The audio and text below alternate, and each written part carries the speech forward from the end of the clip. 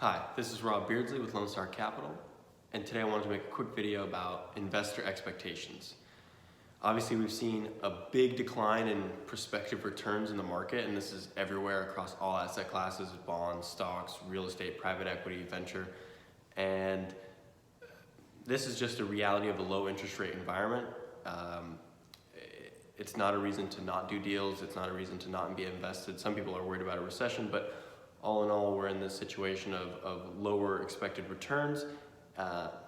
However, we still see I see some investors that are holding out with the idea that they can get higher returns if they are more patient or if they wait for another time to get into the market. Now, obviously, prospective returns are low on a secular basis and a cyclical basis, meaning interest rates have come down materially because the world just isn't growing as fast as it used to be. At least the US isn't growing as fast as it used to, and it's unlikely, given the demographic trends, that we will return to such a high growth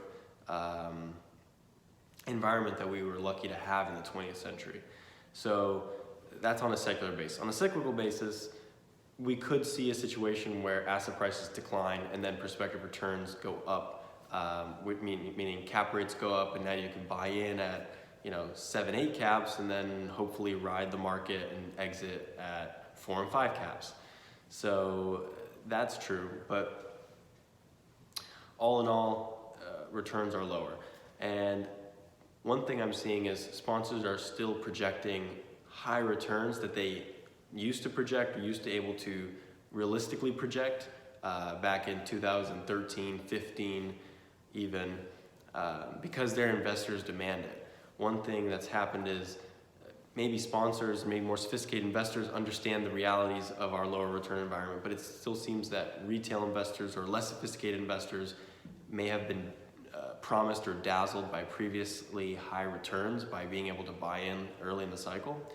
And so sponsors, by a matter of necessity, need to then pitch their deals with these unrealistic return projections to then get funded by these investors who think that previous returns from early in the cycle are still possible today. And I think investors really aren't getting any blame for this. It's sponsors that are doing this are blamed and saying, well, their underwriting is too aggressive and it's not realistic, and they're just doing it so they can raise money. But really, some of the blame should be on investors as well, because they're the ones driving the market, and they're the ones that are pushing investors that, basically sponsors know better than to go out to the market and say, hey, we're projecting 15% project level IRR, and you as the investor are only going to make 11 or 12%.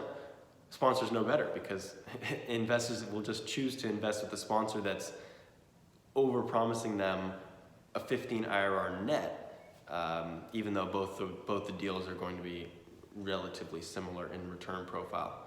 So I think that's an interesting situation happening in the market, and I'm not sure how it's going to correct itself. I could see if we do have a correction in some of these deals that were going in projected with 18% IRR to investors, if those deals become duds or they're realized at lower IRRs, that might readjust investor expectations, and investors might be more willing to become more realistic with their return requirements, and actually, what do they deem a good deal?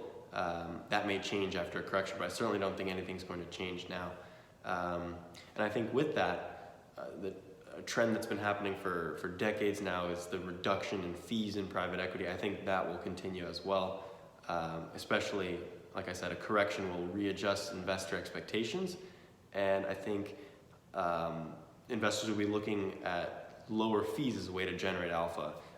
Once investors, again, especially on the retail side, fully realize that the opportunities aren't as they used to be, they'll be looking for ways to generate outsized returns, and how can they still do well for themselves. And one of those ways will be to find lower fee models and sponsors or situations that they can invest in that are more focused on operational savings at the property portfolio level, and fee savings at the sponsor syndication level.